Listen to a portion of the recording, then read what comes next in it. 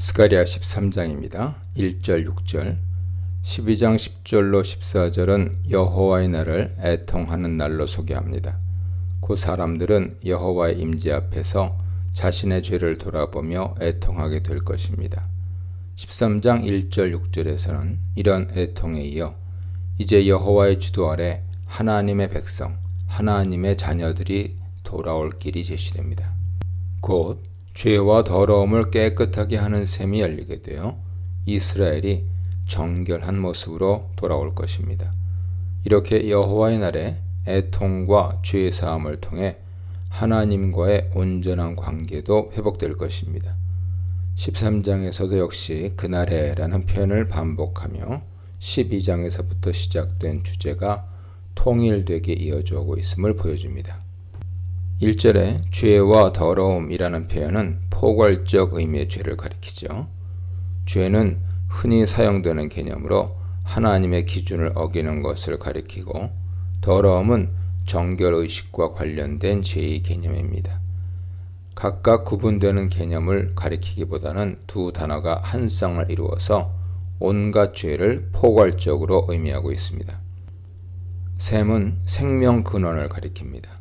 여기서도 죄와 더러움의 씻음을 통해 궁극적으로 생명을 인도하는 역할을 한다는 점에서 셈은 적절한 비유입니다.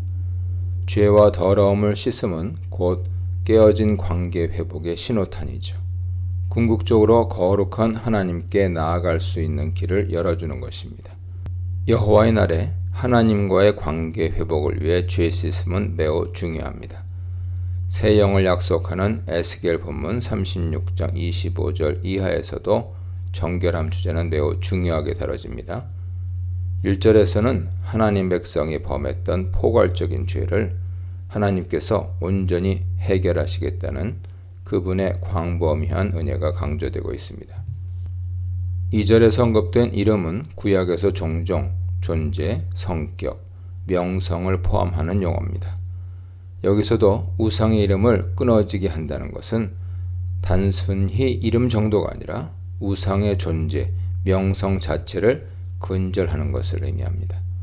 거짓 선지자의 근절은 하나님과의 온전한 관계 회복과 관련이 있습니다. 신명기 18장 15절 이하에서 밝히고 있듯이 선지자를 세우는 것은 여호와 자신이시죠. 즉 주도권이 여호와께 있으며 선지자는 자기 뜻이 아니라 오직 여호와의 뜻을 전하는 사람입니다. 그러나 거짓 선지자는 하나님에게서 오는 말씀이 아니라 청중이 듣고 싶어하는 말씀만 가려서 전하려 합니다. 예레미야 14장, 23장, 에스겔 13장 보세요. 그러나 여호와의 날에 청중은 자신이 듣고 싶은 말을 더 이상 거짓 선지자에게 기대하지 않습니다. 하나님으로부터 나오는 말씀에 귀를 기울이고 말씀에 비추어 자신의 인생을 되돌아봅니다. 더러운 귀신은 12장 10절에 은총과 간구하는 심령에서 같은 단어죠. 그러므로 귀신이라기보다는 사람의 영을 가리키는 것으로 이해해야 할 것입니다. 12장 10절에서도 하나님의 영보다는 사람의 영을 가리키고 있습니다. 여기서도 악한 영보다는 사람의 영에 작용하는 더러운 영향이나 더러운 생각들을 완전히 뿌리 뽑는 것을 비유적으로 표현한 것으로 보입니다. 사람이 아직도 예언할 것 같으면 그 낳은 부모가 그에게 이르기를 네가 여호와의 이름을 빙자하여 거짓말을 하니 살지 못하리라 하고, 낳은 부모가 그가 예언할 때 칼로 그를 찌르리라. 3절은 우상과 거짓 선지자들의 근절을 강조하기 위해 가정의 예를 듭니다. 사람이 예언할 때 그를 낳은 부모가 칼로 찌르는 상황은 단순한 사실 묘사가 아닙니다. 그것은 거짓 예언에 대해 분명하고도 확고하게 경고하고 거짓 예언의 근절을 알리는 말씀이죠. 부모의 사랑만큼 강한 관계도 거짓 예언을 근절하는 일에 방해가 될 수 없다고 말함으로써 이 거짓 예언을 없애는 것이 얼마나 중요한지 강조하고 있습니다. 한편 4절의 토롯은 선지자처럼 보이게 하는 눈속임 혹은 도구를 뜻합니다. 엘리야도 같은 단어는 아니지만 토롯을 입고 다니기도 했습니다. 여기서는 거짓 선지자들이 속이기 위해 겉으로 흉내내는 행위까지도 근절될 것을 말합니다. 3절이 실제 일어난 일을 진술한 것이 아니라 가정의 예를 든 것처럼 5, 6절 역시 가정의 예를 들어 설명하고 있습니다.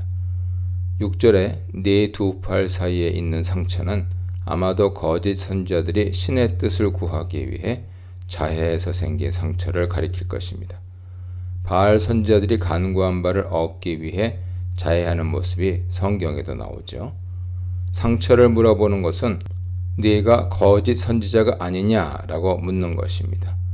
이렇게 물어볼 때 친구 집에서 난 상처라고 하는 것은 어불성설이죠.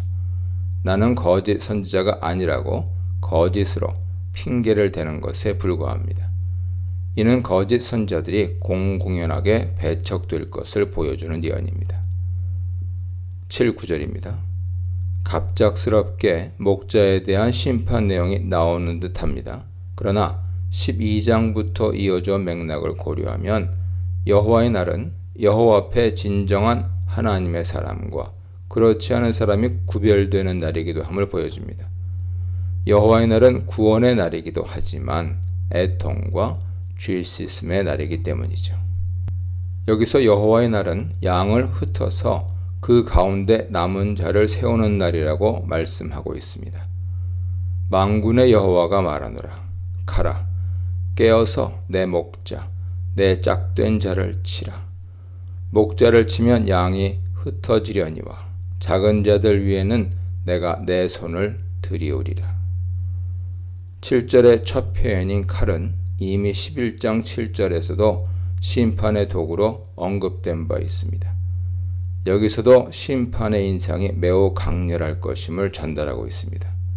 칼이 목자를 치고 그로 인해 양들이 흩어지는데 강렬한 칼의 이미지로 시작해서 급박하게 양들이 흩어지는 과정을 묘사하고 있습니다. 목자는 스가랴 선지자가 상징 행동을 통해 수차례 보여주기도 했으며 이스라엘의 지도자를 계속해서 가리켰습니다. 여기서도 역시 목자를 치는 행위는 양을 흩는 과정을 보여주는 역할을 합니다. 내 짝된 자의 내 짝은 건강하고 젊고 강한 사람을 가리킵니다. 이는 심판의 칼과 대조를 이루죠. 동시에 역설적으로 칼의 심판이 강력할 것임을 보여줍니다. 8절에서 선지자는 이 온 땅 3분의 2는 멸망하고 3분의 1은 남을 것이라고 합니다. 여기서 3분의 1에 대한 언급은 에스겔 5장 2절을 연상시키기도 하죠. 3분의 1이라는 표현은 연단을 통해 하나님 백성으로 남게 된 남은 자를 가리키는 표현으로 이해할 수 있습니다.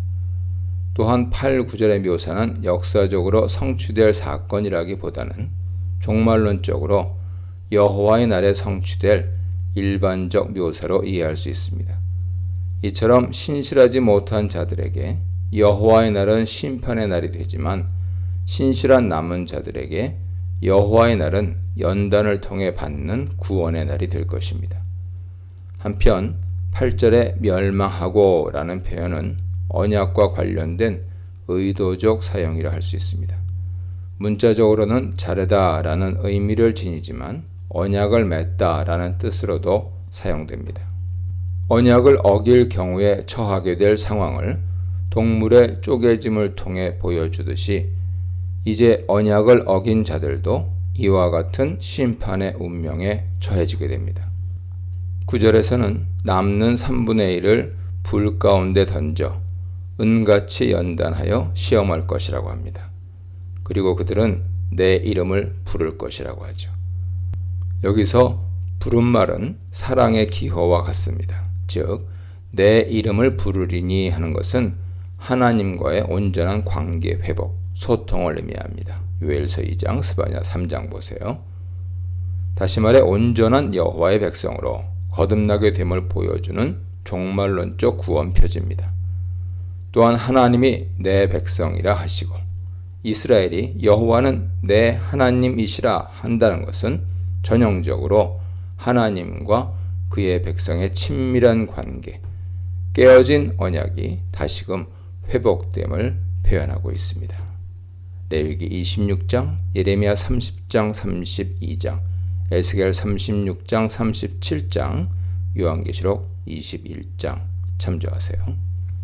성결한 도시 예루살렘, 거짓이 사라진 예루살렘, 연단하여 거룩하게 된 예루살렘에 대해 묵상해 보시기 바랍니다.